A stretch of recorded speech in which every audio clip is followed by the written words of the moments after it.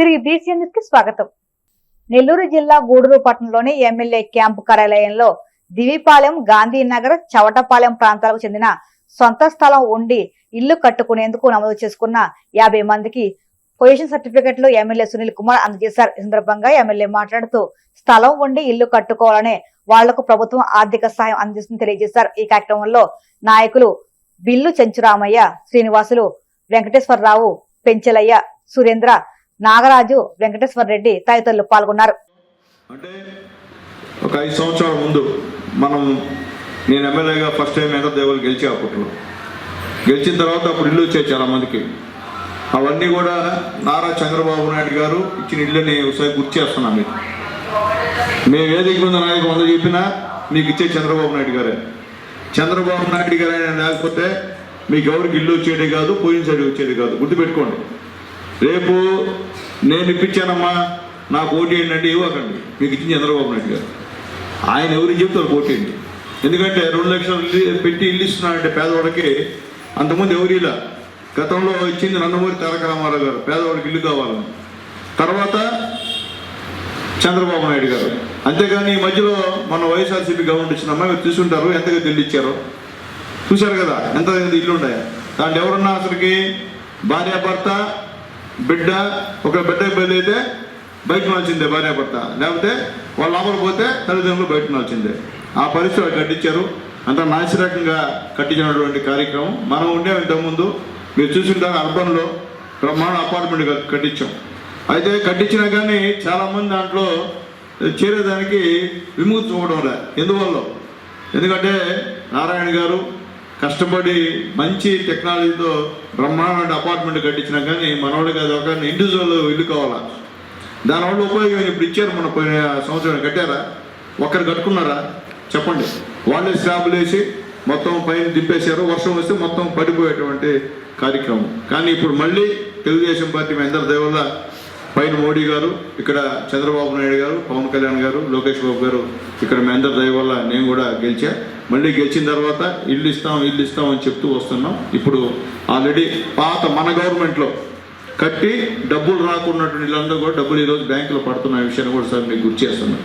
అంటే గతంలో మనం కట్టిన తర్వాత 5 సంవత్సరాల్లో వైఎస్ఆర్సీపీ కూడా పైసాయిలా మనకి, అంటే గతంలో శాంక్షన్ అయినటువంటి డబ్బు 5 పైసాయిలా మళ్ళీ మన గవర్నమెంట్ వచ్చిన తర్వాత వాళ్ళందరూ కూడా ఇప్పుడు విడతల వారీగా డబ్బులు వేసే కార్యక్రమాన్ని చేస్తున్నామని చెప్పి మేము తెలియజేస్తున్నాం. అలాగే మా పెంచలయ్య, మా సురేంద్ర వాళ్ళు చెప్పినట్టు అవన్నీ కూడా ఖచ్చితంగా పొజిషన్ సర్టిఫికేట్ ఎలిజిబిలిటీ ఉన్న ప్రతి ఒక్కరికి కూడా పొజిషన్ సర్టిఫికేట్ వస్తుంది.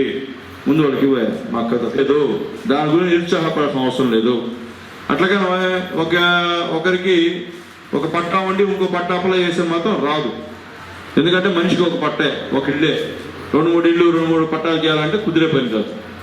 కాబట్టి అర్థం చేసుకోమని చెప్పి నేను తెలియజేస్తున్నాను. ఎందుకంటే పేదవాళ్ళు చాలామంది అందరికీ ఇవ్వాలి మన ఇల్లు. అందుకే మనమే 2-3 ఇల్లు తీసుకుంటే అది ఉపయోగపడలేదు. కంప్యూటర్లో కూడా మీ పేరు ఎక్కదు. అలాగే మీరు అసైన్మెంట్ పట్టాలని కొంటున్నారు, అది కొనడం కూడా చట్ట విరుద్ధం, అది చెల్లదు.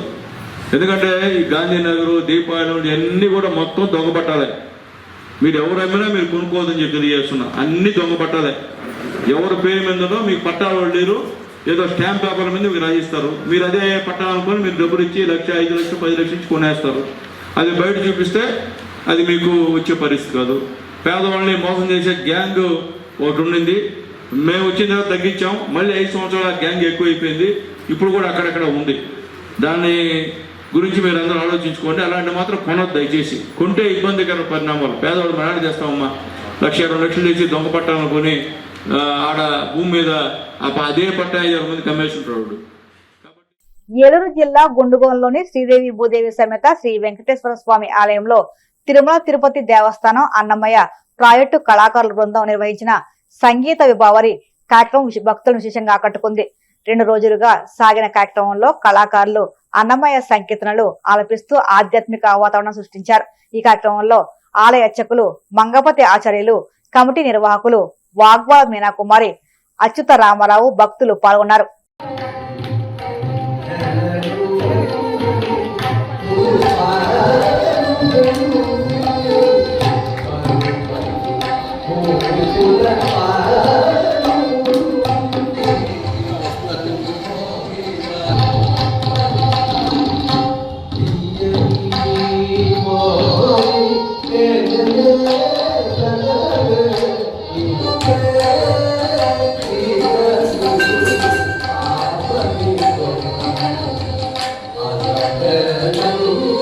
ఈరోజు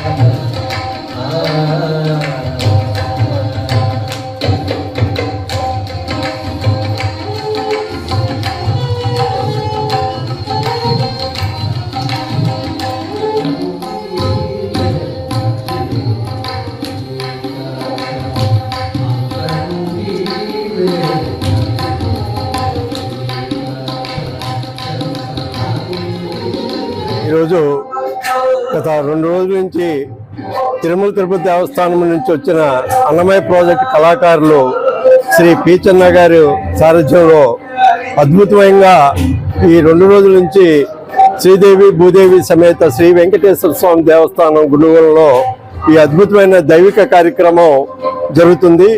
ఇటువంటి కార్యక్రమాలు నిర్వహించడానికి తిరుమల తిరుపతి దేవస్థానం ట్రస్ట్ బోర్డు చైర్మన్ గారు కూడా సహకరించి ఈ శ్రీ వెంకటేశ్వర దేవస్థానాల్లో ఈ అన్నమయ్య ప్రాజెక్టు తరపున ఈ కార్యక్రమాలు జరిపించడానికి నారా చంద్రబాబు నాయుడు గారు ముఖ్యమంత్రి గారు ఈ కార్యక్రమాలు జరిపిస్తున్నారు. అనేకమైన భక్తి కార్యక్రమాలు, దైవ కార్యక్రమాలు హిందూ ధర్మాన్ని కాపాడుకుంటూ, సనాతన ధర్మాన్ని కాపాడుకుంటూ దేవాలయాలు నిర్మించి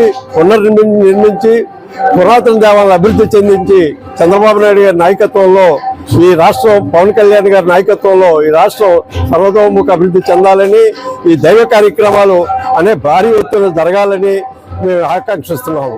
నమో వెంకటేశాయ. దేశవ్యాప్తంగా లక్షలాది మంది విద్యార్థులు భవిష్యత్తుతో ముడిపడి ఉన్న నీట్ పరీక్ష రద్దుపై విశాఖలో విద్యార్థి సంఘాలు నిరసనకు దిగాయి. జీవీఎంసీ గాంధీ విగ్రహం వద్ద ఏఐడిఎస్ఓ ఆధ్వర్యంలో విద్యార్థి సంఘం నేతలు విద్యార్థులతో కలిసి నిరసన వ్యక్తం చేశారు. పేపర్ లీకేజీపై న్యాయ విచారణ జరిపి బాధ్యులపై తగిన చర్యలు తీసుకోవాలని డిమాండ్ చేశారు. ముఖ్యంగా ఎన్టీఏను తక్షణమే రద్దు చేసి ప్రవేశ పరీక్ష నిర్వహణలో రాష్ట్ర ప్రభుత్వాలకు తగిన ప్రాధాన్యత కల్పించాలని కోరారు.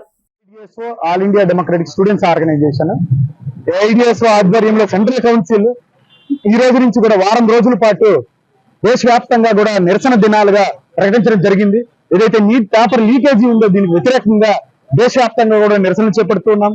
ముఖ్యంగా ఏదైతే ఈ రోజు national testing agency NTA body ఈ రోజు ఈ పరీక్షలు నిర్వహిస్తుందో ఫస్ట్ ఈ ఎన్టీఏ బాడీని అబాలిష్ చేయాలి, రద్దు చేయాలి. ఎన్టీఏ బాడీకి మొత్తం ఎంట్రన్స్ టెస్ట్ నిర్వహించేటువంటి అధికారాన్ని ఇవ్వకూడదు. కుంభకోణాలు చేపడుతూ అవినీతికి పాల్పడుతూ ఎన్టీఏ ఈ రోజు విద్యార్థుల యొక్క జీవితాలతో చెలవాటమాడుతున్నటువంటి పరిస్థితి.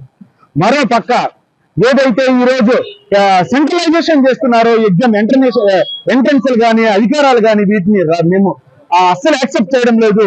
రాష్ట్రాలకు ముఖ్యంగా ఈ మెడికల్ కాలేజీలు ఎంట్రన్స్లకు రాష్ట్రాలకు ప్రాధాన్యత కల్పించాలి అని చెప్పి గతంలో ఎలా అయితే ఎంసెట్ లో భాగంగా ఎంట్రన్స్ టెస్ట్ నిర్వహించారు, ఇప్పుడు కూడా మరలా ఈ రకంగానే నిర్వహించాలి అని చెప్పి మేము డిమాండ్ చేస్తూ ఉన్నాము. సిబిఐ ఎంక్వైరీ కాదు ఈ నీట్ పేపర్ లీకేజీ పైన, జ్యుడిషియల్ ఎంక్వైరీ కావాలి, న్యాయస్థాన ఆధ్వర్యంలో విచారణ జరగాలని చెప్పి AIDS All India Democratic Students Organisation demand చేస్తుంది. మనకు తెలుసు దాదాపుగా మనం గమనిస్తే గనా మొత్తం అవినీతి కుంభకోణాలు ఈ రోజు ఎగ్జామ్స్ లో జరుగుతున్నాయి. చెప్పాలంటే దాదాపుగా 63 పేపర్లకు పైన నేషనల్ ఎంట్రన్స్ టెస్టులు పేపర్లు లీకులు అయ్యాయి. ఈరోజు మనం గమనిస్తే గనా ఇవి అరికట్టడానికి గాని వీటిని నివారించడానికి ప్రభుత్వానికి ఎలాంటి చిత్తశుద్ధి లేదు. ఎందుకనంటే విద్యను అంగడిలో అన్ని సరుకుగా ఈ ప్రభుత్వాలు మార్చారు.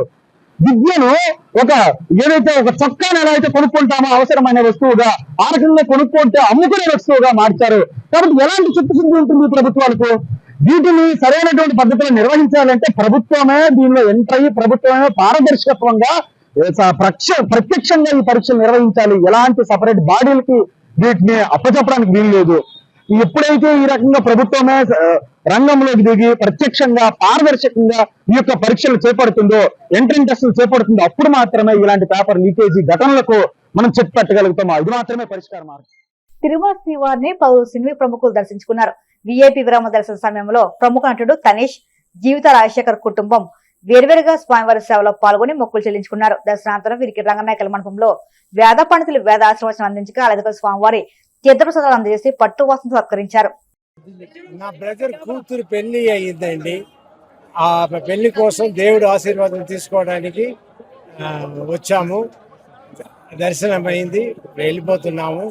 రాజశేఖర్ గారి బ్రదర్ డాటర్ మ్యారేజ్ మన May 10th హైదరాబాద్ లో జరిగింది. సో పాపని బాబుని తీసుకొని ఫ్యామిలీ మొత్తం ఆయన సిస్టర్స్ బ్రదర్స్ అందరం వచ్చామన్నమాట దర్శనానికి. దర్శనం చాలా చాలా బాగా జరిగింది. చాలా హ్యాపీగా ఎంతో సంతోషంతో తిరిగి వెళ్తున్నాం. తెలుగు సినిమాలు రిలీజ్లు ఉన్నాయండి. ఇప్పుడు పేర్లు చెప్పలేము. చాలా బాగా జరిగింది దర్శనం. చాలా సంతోషం. దర్శనానికి వచ్చామండి మొత్తం ఫ్యామిలీతో. నా కజిన్ సిస్టర్, డాడీ, రాజశేఖర్ గారి బ్రదర్ వాళ్ళ డాటర్ పెళ్ళైంది రీసెంట్ గా. అలానే అల్లుడిని తీసుకొని వచ్చాము. వచ్చి దర్శనం బాగా జరిగింది. ఇంకా సినిమాలకు వస్తే నాది తెలుగులో ఒక మూవీ జరుగుతుంది, డాడీతో పాటు చేస్తున్నాను. ఇంకా శివాత్మిక వచ్చేసి తెలుగులో ఒక 4 సినిమాలు చేస్తుంది. నా తమిళ్లో ఒక సినిమా రిలీజ్ కుంది. సో దేవుడి దర్శనం బాగా జరిగింది. ఇంకా మీదటి కూడా మా కెరియర్ అంతా కూడా చాలా బాగా ఆయన బ్లెస్ చేస్తారని కోరుకుంటున్నాను. వార్తలు ముగించే ముందు ముఖ్యాంశాలు మరొక్కసారి. అమరావతి నిడమరులో బొల్లినేని మెడికల్ కాలేజీకి సీఎం చంద్రబాబు శంకుస్థాపన. 1,00,000 మందికి నైపుణ్య శిక్షణ అందించి గ్లోబల్ మెడికల్ హబ్ గా మార్చడమే లక్ష్యమని వెల్లడి. రాష్ట్రంలో కూటమి ప్రభుత్వం చేస్తున్న అభివృద్ధిని చూసి ఓర్వలేక విషం చిమ్ముతున్నారు. జగన్ అండ్ కోపై మంత్రి కొల్లు రవీంద్ర ఫైర్. పాలకొల్లులో 1.93 కోట్లతో ముస్లిం షాదీఖానా భవన నిర్మాణ పనులకు శంకుస్థాపన చేసిన మంత్రులు ఫరూక్, నిమ్మల. మైనార్టీల సంక్షేమం అభివృద్ధి కూటమి ప్రభుత్వ లక్ష్యమని వెల్లడి. తిరుమల శ్రీవారిని దర్శించుకున్న పలువురు సినీ ప్రముఖులు, ఆలయ మర్యాదలతో స్వాగతం పలికిన అధికారులు. ఈ వార్తలు ఇంతకు సమాప్తం. మరిన్ని వార్తల కోసం BCN digital YouTube channel, Facebook పేజీని ఫాలో అవ్వండి. అప్డేట్ వార్తల కోసం ప్లీజ్ సబ్స్క్రైబ్.